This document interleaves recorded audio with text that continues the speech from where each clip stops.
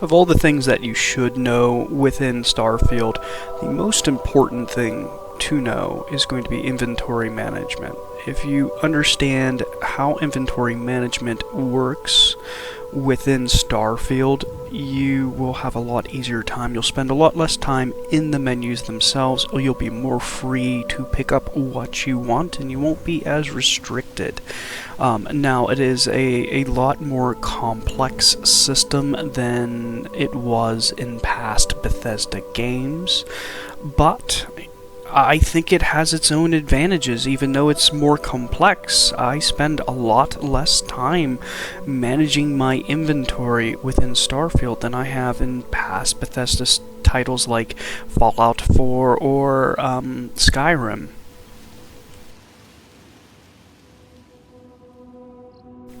For inventory management within Starfield, I like to think of it as a pyramid, with the top of the pyramid being most accessible and the bottom of the pyramid being least accessible. But the top of the pyramid is going to be the least expansive, less amount of storage, and the bottom of the pyramid is going to be most expansive and have the most amount of storage. And basically we'll start at the top with your character, then followed by your spaceship, and then at the bottom your outpost itself having almost near infinite storage. For character inventory, this is basically going to be divided up into two parts. The first part is going to be your character, and then you can access your character's inventory by going to the home menu screen. It is the bottom right, and it's organized into different tabs. As we saw, there was the new item tab. That's probably going to be one of the most important tabs, because if you're picking up stuff on the go, maybe it's a data slate and you forgot what the title was, you can just go to the new item tab. As it's a new item to you, it'll be organized in there with all the new items you picked up. But we do see a lot of different other tabs involved: weapons, space helmets, space suits, space packs, our explosives, and then we also have aid, resources, ammunition, and miscellaneous items as well. And the majority of your inventory itself is going to basically be consumed by the resources tab.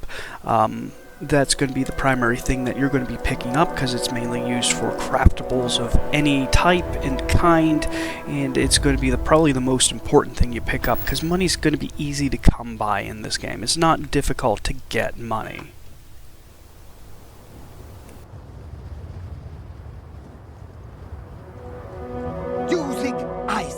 Uzag, Isaac, I am your sidekick, your shadow, your tail. Yes, let's. Trading with one's companion is a holy ritual. For our companion's inventory, we can see we do have the same inventory tabs. You can go ahead and give them items to carry, but not only that, you can also equip items to them. You can see which item is equipped by the triangle in the upper left-hand corner of the item. So we can equip weapons, spacesuits, explosives to them, but you can also have them carry your burdens, so they can be carrying around maybe a bunch of weapons that you picked up and you plan on selling later on, or resources that you might need for crafting. They do have a capacity to which they can carry, and characters in general are going to be the least expansive capacity that is available, being our ship's inventory is going to be a lot more expansive than that, and then also our Let's keep moving. outpost inventory is going to be way more expansive than both of those.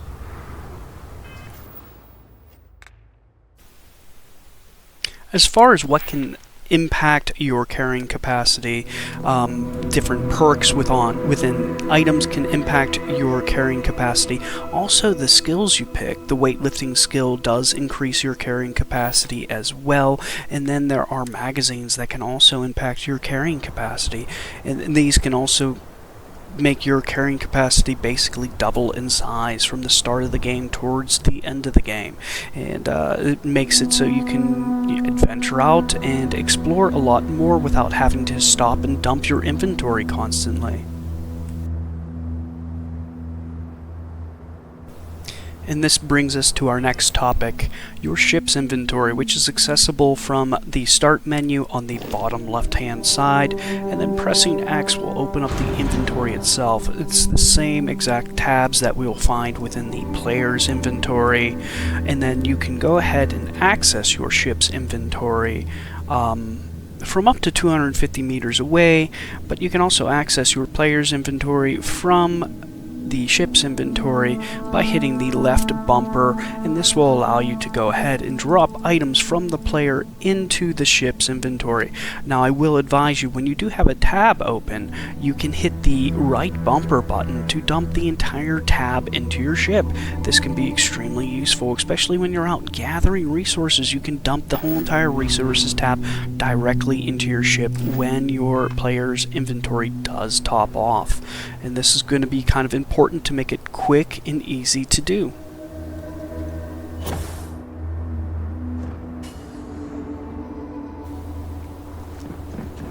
Now, your ship's inventory is expandable, and the easiest way to expand it is by getting a new ship.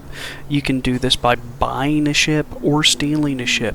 As here, I will go to, you can buy a ship at any ship vendor or technician as well. They'll have ships available to buy, but also if you have a large spaceport at your outpost, you can go to the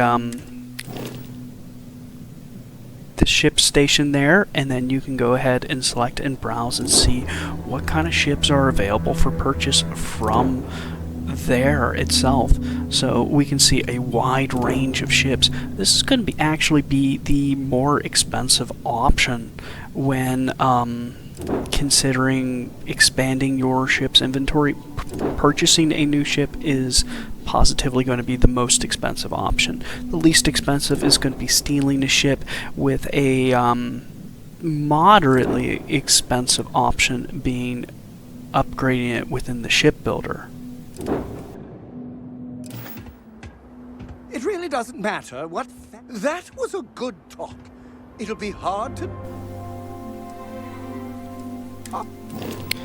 Now, when we're in the shipbuilder, we can just press X to get into the shipbuilder itself.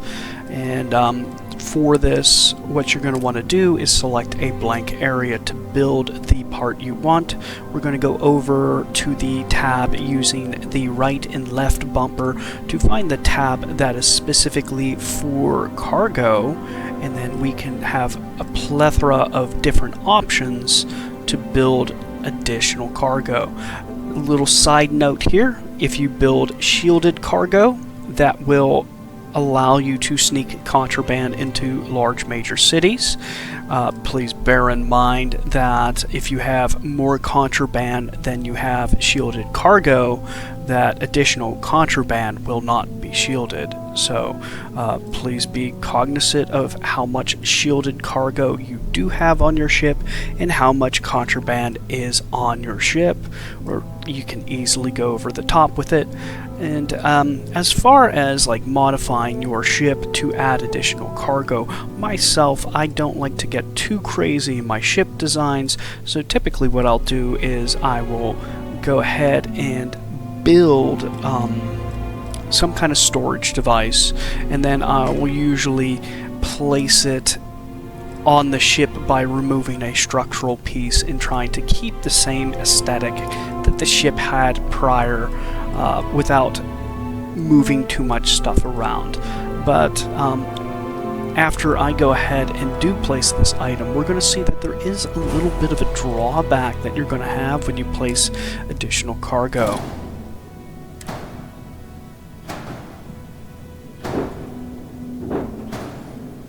As you can see, the mobility of the ship decreases when I add this cargo to the ship itself. So you by upgrading your ship's cargo and expanding it more, you are actually making your ship a little bit less maneuverable. One thing you can do to compensate for that is adding new engines to your ship to make them a little bit better.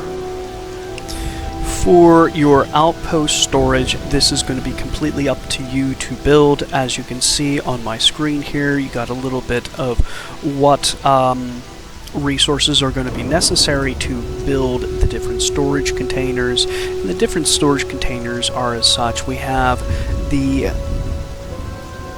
transfer container, which is literally exactly what it says. It's going to allow you to transfer stuff between your ship and between your outpost. And then after that we have solid storage, which is going to be stuff like iron. We have liquid storage, which is going to be stuff like water. We have gas storage, that's going to be stuff like helium-3. And then we have manufactured storage, that's going to be all your manufactured goods like nuclear fuel rods, etc. And as we can see here, I seem to have an abundance of manufactured goods piling up within the transfer container, meaning that my warehouse storage for manufactured goods is filled up. So what I am going to do is I'm going to go ahead and build out a little bit more storage here. This is a rather easy process. Basically, it just involves you building the containers themselves and then connecting the supply lines. So this is going to be a pretty easy process here. I'm going to select the warehouse storage, and then I'm going to build a couple stacks of warehouse storage. So what I am doing is I'm stacking it right next to it just to essentially keep things nice, tidy, and organized. I do stack the storage containers, and I do this mainly to keep the amount of real estate that my storage is occupying down. I'm not going to stack them up too high because otherwise it's going to make a literal eyesore. And then from here I'm going to just connect the daisy chain I already have up with the supply lines. I am just going to connect it to the new stack.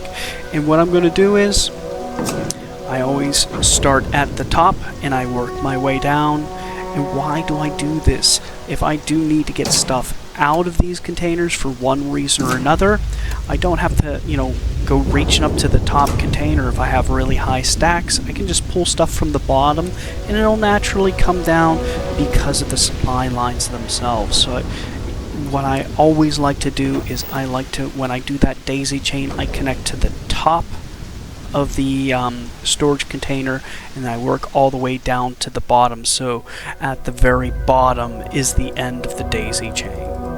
And as you can see, my inventory cleared out. I can go ahead and I can switch to my player's inventory and drop some stuff in, and then switch to my ship's inventory and drop some stuff in. This is a rather easy process. You can just hit the right bumper button. It'll drop the maximum amount it can. I close out, walk away, walk back, and as much of the inventory that can go in does go in. As far as how to store things other than resources, there is a plethora of different storage containers, armor setups, etc. in this game that you can add to your outpost. Those items will not be connected, of course, but as we saw there, I had a chest full of contraband, so we can easily store that stuff. The resources that I do have in the storage containers, they are connected to the outpost inventory, and the workbenches pick up whatever's in your outpost's inventory and whatever's in your ship's inventory, and your personal inventory as well. So if you have this storage system set up, you can set up all your crafting tables at your outpost, and then anytime you need to go ahead and make some kind of craftables, whether it's, you're adding modifications to your weapons or spacesuits, or you're making drugs for consumable adventures, you can go ahead and just make it directly at your outpost. If you have it in your inventory, it's easy to make. Now I'm showing the overview of my supply lines and how I have it set up. So I'm going from the transfer container as an outflow to all the individual storage containers, and then I'm daisy chaining the like storage containers together so that it's one flow. Now this flow can be reversed and send stuff to your ship as well. In conclusion, the inventory management system, this is how this is going to look like in gameplay. This is going to look like, essentially, you can go out and adventure, and then when your character's inventory fills up, that's when you would go ahead and dump the inventory into your ship, and then continue on adventuring. And then when your ship's inventory fills up, that's when you're going to go ahead and travel back to your outpost and then dump your inventory into your outpost's storage system. This is a very nuanced inventory system. There's a whole lot of things that do factor into it, like skill points, etc., which can impact not only your ship's inventory but your personal inventory.